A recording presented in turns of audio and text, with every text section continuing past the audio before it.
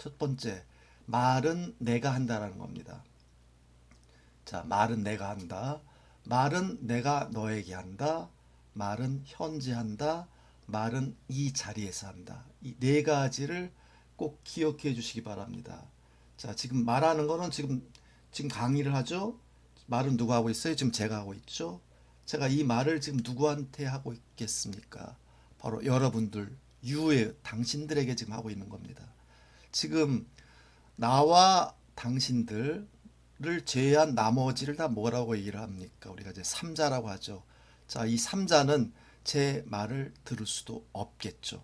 그렇기 때문에 말과 글은 항상 내가 너에게 한다는 걸 전제를 깔고 이해를 해야 됩니다. 말은 그렇다 치도 글은 어떻습니까? 여러분들이 지금 글을 제가 올려놨다고 했을 때 이 글은 내가 쓴 글이고 이 글은 당신들에게 하는 겁니다. 당신들은 누구예요? 독자죠. 그러면 작가는 나고 독자는 당신들이 됩니다. 자, 이런 전제에서 모든 말과 글을 이해하는 출발점이 되는 겁니다. 또 하나, 말은 현재하는 겁니다. 자, 지금 제가 말을 현재하고 있습니다.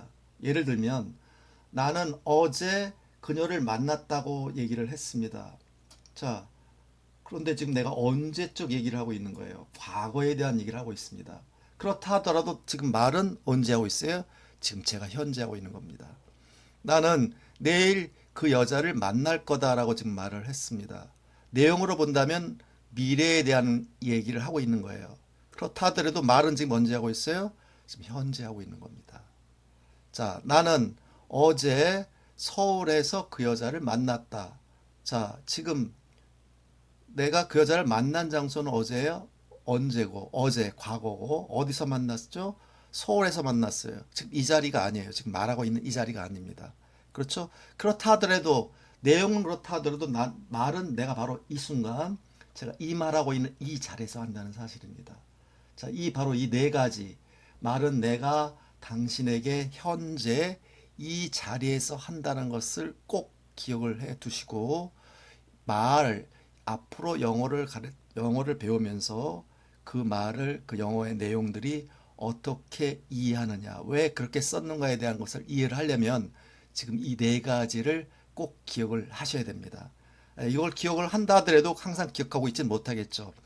그렇다 하더라도 제가 영어 문장에 대한 설명을 할 때 이 네 가지 부분들이 필요한 경우, 설명이 필요한 부분은 반드시 이 부분을 강조해서 설명해 드릴 겁니다. 자, 그 점 기억해 주시고요.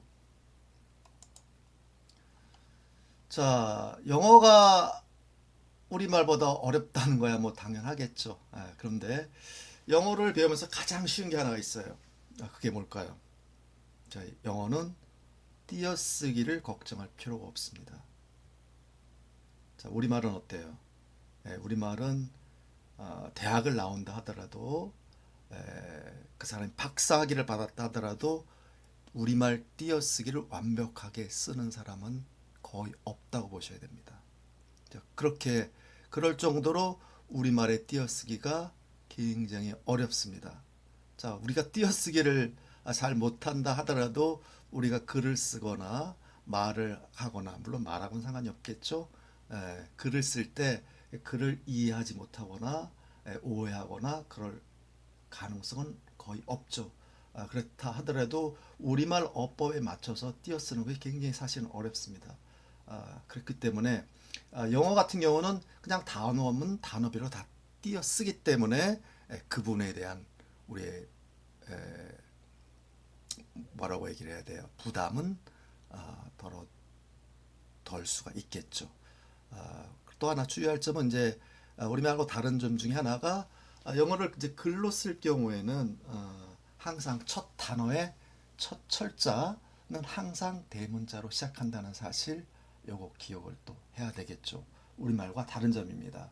우리말은 글이 첫 글자의 첫 철자를 크기와 모양을 달리 쓰질 않겠죠. 그래서 예를 들면 The boy loves the girl 했을 때 자, 맨 앞에 쓴 이 더라는 거, 더라는 것이 대문자로 썼겠습니다. 그래서 나머지는 다 소문자로 썼죠.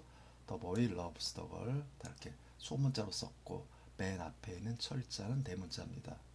자, the boy, my son 마찬가지죠. 맨 앞에 첫 글자 더라는 영어 단어 앞에 첫 철자는 대문자로 이렇게 써야 된다는 사실입니다. 또한 고유 명사라는 것이 있어요.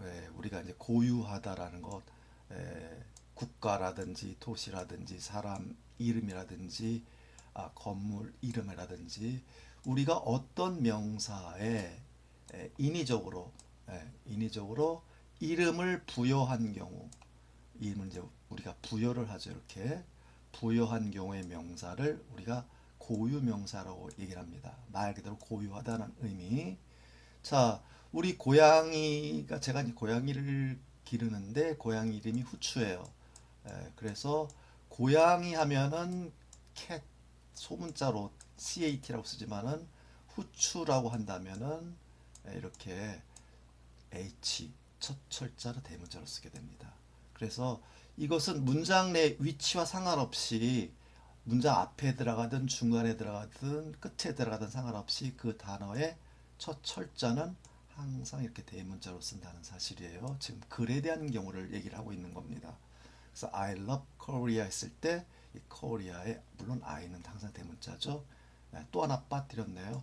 I라는 이 단어는 문장 어디에 가나 대문자입니다. 이 세상에서 가장 중요한 단어가 뭐예요?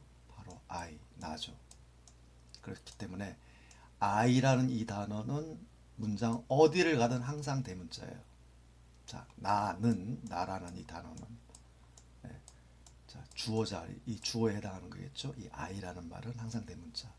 자, 그래서 문장 맨 앞에 첫 철자, 그 다음에 고유명사 앞에 첫 단어의 첫 철자, 그 다음에 I라는 이 세 가지는 항상 대문자로 시작을 한다는 사실 기억해 주시기 바라겠습니다. 자, 이제 본격적으로 말씀을 드리자면 우리말과 영어의 차이점에 대한 말씀을 드리고자 합니다. 우리말과 영어의 근본적인 차이. 근본적인 차이가 뭐냐? 물론 차이가 많겠지만 근본은 뭐냐? 우리말은 뜻 중심어입니다. 뜻. 다시 말해서 의미 중심어예요. 그에 비해서 영어는 뜻 중심어가 아니라 위치 중심어입니다. 위치. 자, 이게 무슨 말인고 하니?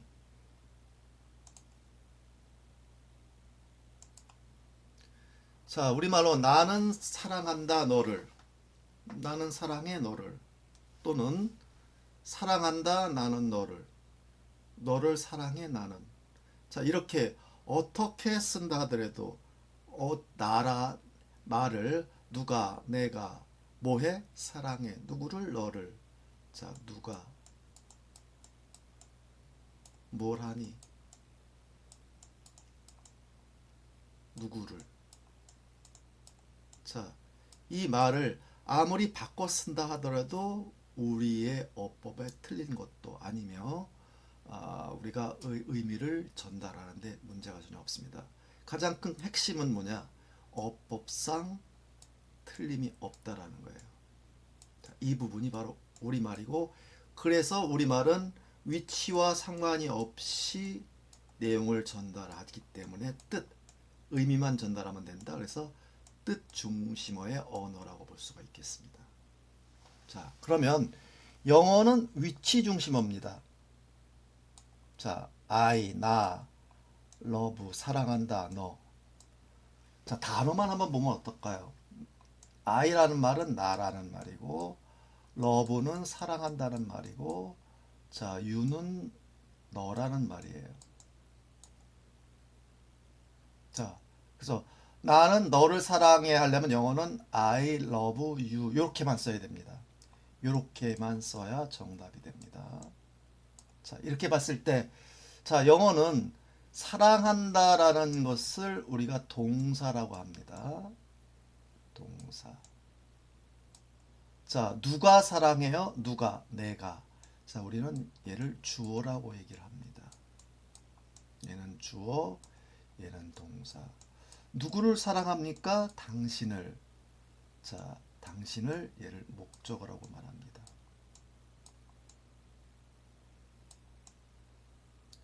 자, 영어는 주어를 동사를 중심으로 해서 왼쪽에 주어를 쓰고 오른쪽에 목적어를 써서 누가, 내가 사랑한다 당신을 이렇게 써야만 문법적으로도 맞고 의미 전달로도 맞습니다.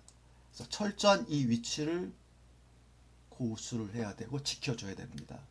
자, 그래서 동사 love는 사랑한다. 누가, 내가.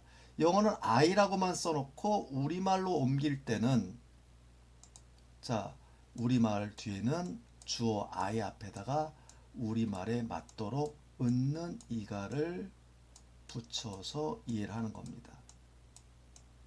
자, 그래서 I라고 써놓고 우리말로 은는 이가 중에 나는이라는 말을 붙이는 거예요. 그래서 별도로 우리말에는 나는 은는 이가를 붙이지만 영어는 별도로 이 말을 붙여줄 필요가 없어요. 그냥 동사를 V라고 한다면 앞으로 동사를 V라고 하겠습니다. 왼쪽에 있는 I라는 명사를 쓰게 되면 우리는 이 명사에다가 은는 이가를 붙여서 우리말로 풀어주게 되는 겁니다. 자, 그래서 주어를 S라고 한번 해봅시다. 그래서 나는 사랑한다. 자, 그 다음에 이 동사 오른쪽에 등장하는 U라는 명사, 요 자리를 우리가 목적어 자리라고 합니다. 얘를 목적어 자리라고 해서, 자, U라고만 써놓고 너라는 말이지만 우리말에는 을을 갖다가 붙여서 풀어주게 돼요.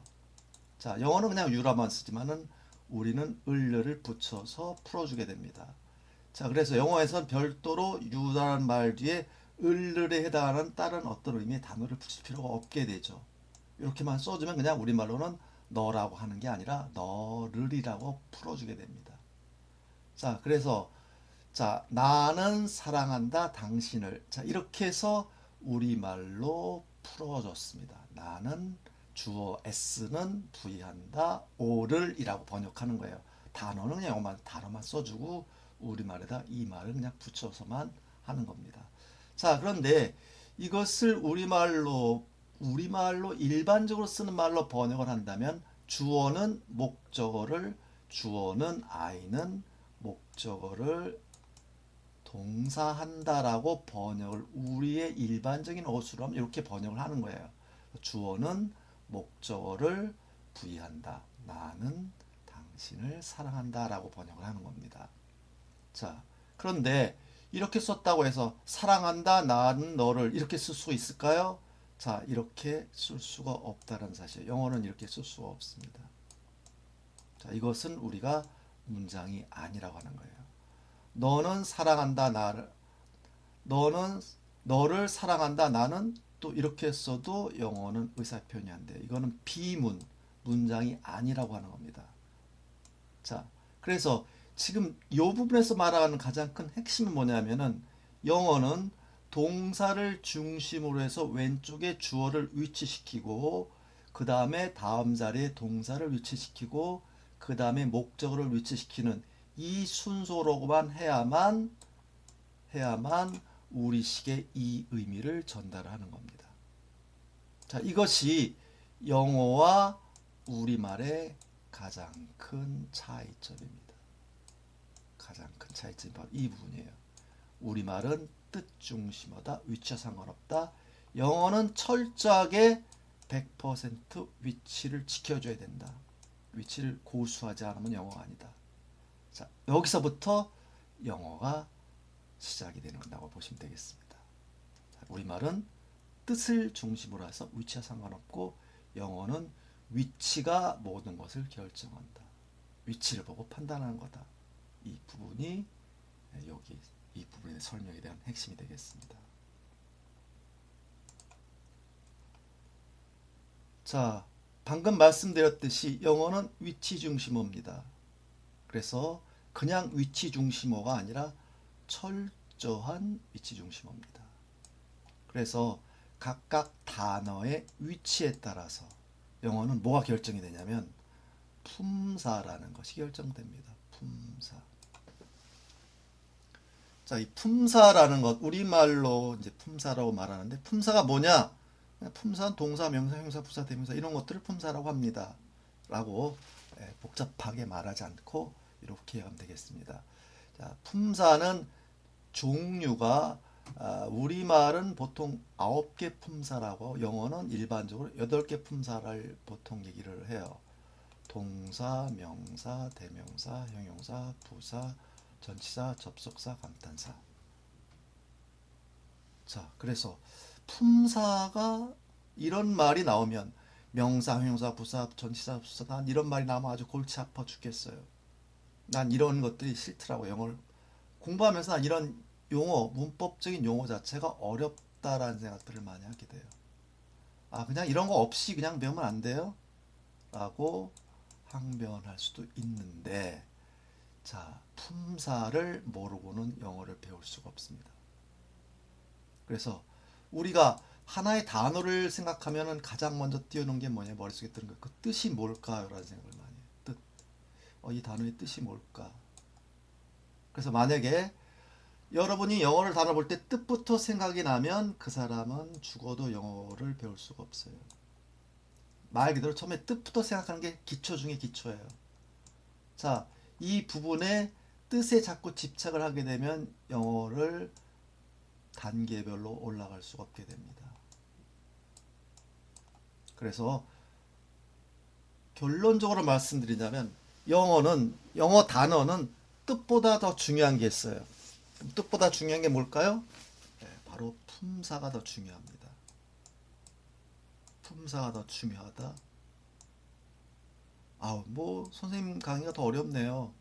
그냥 난 처음부터 그냥 단어부터 외우고 그냥 간단하게 배우는데 무슨 품사 따지고 그래. 난 따지는 거 아주 싫어요. 라고 말할 수 있는데, 자, 이 부분에 대한 것들을 나중에 설명할 수도 있겠지만은 일단은 품사가 단어의 뜻보다 더 중요하다는 이 부분부터 영어를 시작하는 게 더 순서적으로 맞다고 저는 생각을 합니다. 자, 조금 처음에는 어렵다 하더라도 이 부분을 항상 우리 머릿속에 각인이 돼 있어야 됩니다. 자, 다시 한번 말씀을 드리자면은 영어는 위치 중심어라고 그랬어요. 그래서 위치, 문장과 말의 이 단어의 위치에 따라서 뭐가 결정이 된다? 품사가 결정된다. 품사. 자, 이 부분을 1차적으로 기억을 해 두시고 설명 들어갑니다. 자, 품사는 8가지 품사가 있어요. 자, 첫 번째 동사. 왜 동사부터 나왔을까요? 동사는 모든 품사의 왕입니다. 왕이에요. 품사 중에 가장 중요한 넘버원이 뭐다? 동사입니다. 왜 동사가 가장 중요하면 동사가 모든 단어의 품사를 결정짓는 기준이 되는 거예요. 얘가 표준이 되는 겁니다. 얘가 그 단어의 품사를 결정할 수 있는 잣대가 되는 거예요. 자, 그래서 이것이 가장 중요하다. 자, 그럼 동사는 어떻게 생겨 먹었냐? 자, 동사는 우리말로 본다면 이다, 한다, 한다, 이다, 있다, 한다가 동사입니다. 자, am, is, are, am, is, are 요 세 개. 자, 요 세 개의 단어가 뭐예요? am, is, are 요 세 개를 우리가 비동사라고 얘기를 합니다. 비동사. 자, 이 am, is, are 모양은 다르지만은 뜻은 같아요. 모양은 다르지만 뜻은 같다. 있다, 존재하다라는 뜻입니다. 핵심은 am이나 is나 are는 있다, 존재하다라는 의미를 갖는 동사예요. 자, 그래서 동사 중에 제왕동사가 뭐냐? 제가 볼 때는 동사 중에 왕동사가 바로 비동사라고 보시면 돼요. am, is, are. 자, 그 다음에 나머지 help 무슨 뜻이죠? 이게 돕는다라는 동사예요. love 뭐예요? 사랑한다. meet 만난다. learn 배운다. help 돕는다. love 사랑한다. meet 만난다. learn 배우다. 바로 한다에 해당하는 이런 말들을 우리가 동사라고 하죠. 자, 그래서 am, is, are 요거를 비동사라고 하고, 그럼 나머지 비동사가 아닌 이 동사를 그냥 일반적인 동사라 해서 비동사가 아닌 동사를 그냥 일반 동사로 하시면 됩니다. 아, 일반적이구나. 얘는 일반 동사다. 그럼 일반 동사가 뭡니까? 라고 제가 물어보면 뭐라고 대답하시면 되겠어요? 아, 비동사가 아닌 동사입니다. 하면 1차적으로 그렇게 이해하시면 됩니다. 자, 이것이 동사라고 하는 것이고, 자, 두 번째가 명사예요. 명사가 뭡니까? 명사라고 하면 제가 물어봐요. 명사가 뭡니까? 그러면 아, 이름 명자를 나타낸 한자로 하면 그렇죠? 아, 이름을 나타내는 명사다라고 보통 얘기를 하는데 이렇게 기억하는 것보다 차라리 우리가 누구와 무엇에 대한 말을 명사로 하면 되겠습니까? 누구죠? boy, 소년이에요. 누구죠? singer, 가수예요. 누구죠? girl, 여자, 소녀, 여자아이예요. 무엇입니까? house, 집입니다. 무엇이에요? nation, 국가입니다. 누구죠? 누구죠? 소년입니다. 누굽니까? 가수입니다. 누구죠? 소녀입니다. 무엇죠? 무엇입니까? 뭐죠? 집입니다. 뭡니까? 국가입니다. 자, 이 누구와 무엇에 해당한 걸 명사라고 하는 겁니다. 자, 우리는 가만히 보면 누가 무엇을 한다. 이걸 기억하면 여러분이 뭘 생각이 나세요? 육하 원칙이 기억이 날 겁니다. 육하 원칙. 누가 하다. 누가 무엇이 하다. 누가 무엇에 하다 말을 명사 한다 있다를 동사라고 이해하시면 되겠습니다. 자, 이 육하 원칙은 이어서 설명을 계속 드립니다. 자, 그 다음 대명사라고 하는 게 있어요. 대명사 세 번째. 자, 대자가 대신할 때 찬자로 씁니다. 한자어죠. 자, 대명사. 한 번 언급한 명사를 다시 반복해서 말할 때. 한 번 언급한 명사. 근데 한 번 언급했어요. 누가 언급했습니까? 내가 말했겠죠. 언급을 했는데 누구한테 했겠습니까? you, 당신에게 얘기를 했을 겁니다. 내가 무언가를 당신에게 말하면서 한 번 말했던 걸 다시 반복해서 말할 때 그때 쓰는 명사를 대명사라고 합니다. 자, I라 나라는 말은 I는 주어 자리만 쓰는 말이에요. 은는 이가에 했다만 쓰는 말이에요. you, 너는 역시 너라는 말. 너는 이름이 있음에도 불구하고 찬수야 하면서 부르고 내가 너한테 말했어요. 그러면서 너는 말이야 찬수란 말을 한번 다시 언급할 땐 너라고 합니다. 자, 우리 딸은 말이에요. 미국 살아요. 그런데 그 딸은 우리 딸이라고 내가 너한테 얘기를 했어요. 그러면서 그 다음에 또 얘기를 합니다. 걔는 말이야. 그러면 그 딸은 그녀가 됩니다. 그렇죠? 여자아이를 한 번 말하면서 내가 너한테 말하고 또 한 번 얘기할 때는 그때는 그녀는 물론 주어 자리일 때만 쓰는 놈이에요. 그녀는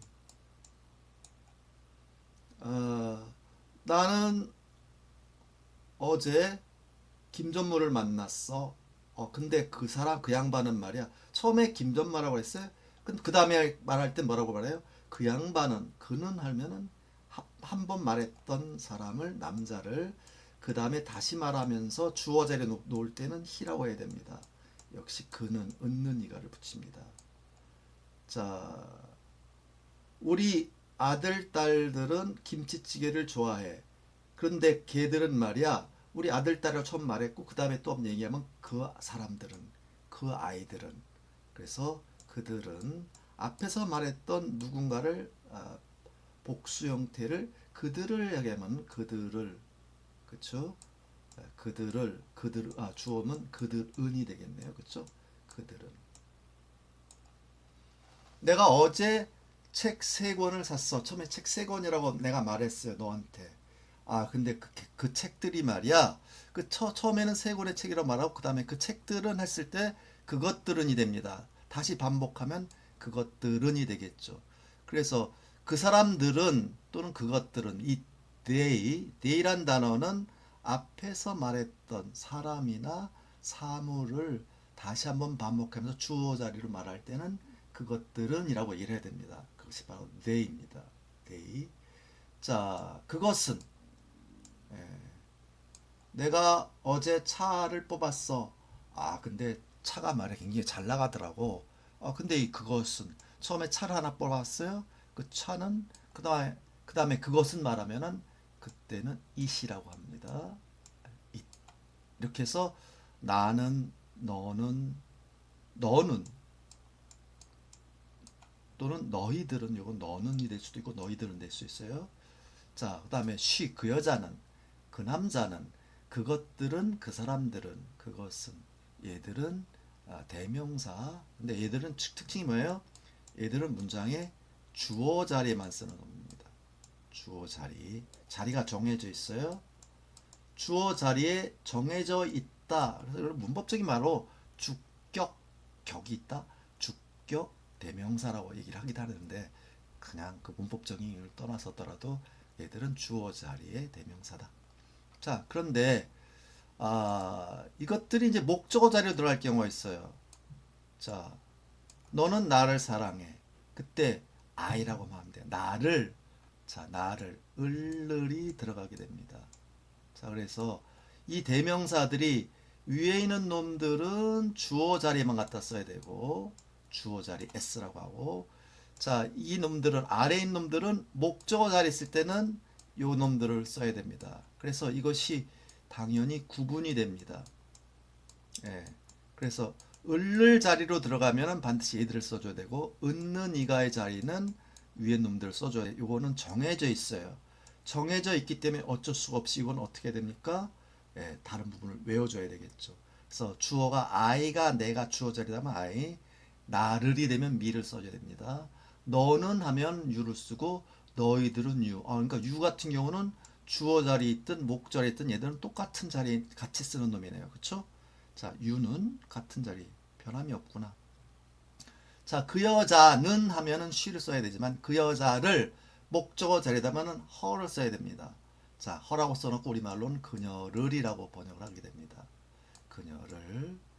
자, she는 그녀는, her는 그녀를. 자, he는 그는, 그 남자는, 그 남자를 하려면 힘이라고 써놓고 우리말은 그 남자를이라고 그를이라고 번역하게 됩니다. 얘는 목자를 택하고 이걸 써줘야 된다는 것이고, they는 그것은, 그것들은, 그 사람들은, 그들은 할 때는 주어 자리 쓸 때는 they를 써주시고, 그들을이라고 하면 them을 넣어줘야 되고 우리말로는 그것들을, 그것을 을이라고 얘를 갖다 써주면 됩니다. them을 요건 목절에 써줘야 돼요. 자, 그 다음에 그것은 it, 그것을도 it이에요. 그래서 it이라는 그것은과 그것을을 다 똑같아요. 모양이 똑같습니다. 그래서 만약에 이게 주어 자리에 있으면 그것은, 목적어 자리에 있으면 그것을, you가 주어 자리에 있으면 너는, 목적어 자리에 있으면 너를이라고 우리말로 풀어주면 됩니다. 자, 그래서 대명사라는 부분들은 이 부분을 이해를 하면 되겠어요. 자, 그 다음에 형용사라는 것이 등장합니다. 자, 형용사는 어떠한 또는 어느에 해당하는 말이 형용사로 보면 됩니다. 근데 얘는 형용사는 뭐냐? 명사를 설명해 주는 말이에요. 어떤 명사, 어떤 누구와 무엇이 명사라고 그랬죠. 그쵸? 얘를 설명해 준 놈이 형용사입니다. 어떤 남자, 어떤 식당, 이렇게 누구와 무엇을 설명해 주는 말이 형용사입니다. 어떤 사람, kind, good, 착한, 상냥한 사람. kind, 친절한 남자. pretty, pretty, pretty, pretty, pretty, 예쁜 여자. big, 자, 큰 방. old, 나이 먹은 선생님. black, 검은 얼굴. round, 둥근 책상. 자, 이렇게 해서 이 good, kind, 자, good, 착한, kind, 친절한, pretty, pretty, 예쁜, 큰, 늙은, 검정의, 둥근. 자, 이런 말들, 얘들이 명사 설명입니다. 자, 어떤 명사, 어떠한 명사. 여자는 여자인데 어느 여자, 어느 책, 어느 집. 자, 그래서 어떠한, 어느. 자, 우리말로는 또 무슨에 대한 말도 같은 말이 되겠죠. 무슨 책, 무슨 음식, 어떤 무슨. 이것이 다 뭐를? 명사를 설명해 주는 놈이다. 그래서 형용사가 뭡니까? 형용사를 한자로 풀면은 어렵죠. 모습을 설명해 준다. 형용. 모습을 설명해 준다라고 해서 형용이라고 한다는데 이 말은 좀 맞질 않죠. 그냥 명사를 모습만 하는 게 아니죠. 성향이 어떻고, 크기가 어떻고, 나이가 어떻고, 색깔이 어떻고, 모양이 어떻고, 수가 어떻고, 규모가 어떻고, 이 어떠한 모든 명사를 얘들은 하는 일이 뭐냐면 명사를 설명해 주는 말이다. 자, 얘를 형용사라고 한다. 어렵지 않습니다. 형용사라는 것이. 자, 그 다음에 5번째가 부사예요. 자, 부사는 우리말로 언제, 어디서, 어떻게, 왜, 얼마나. 자, 이 말 기억이 나세요? 언제, 어디서, 어떻게, 왜. 자, 육하 원칙을 다시 말합니다. 한자로 한번 써볼까요? 육하. 6개 어찌하. 자, 우리가 사건을 설명한다. 사건을 설명할 때, 자, 우리는 육하 원칙에 따라 사건을 설명합니다.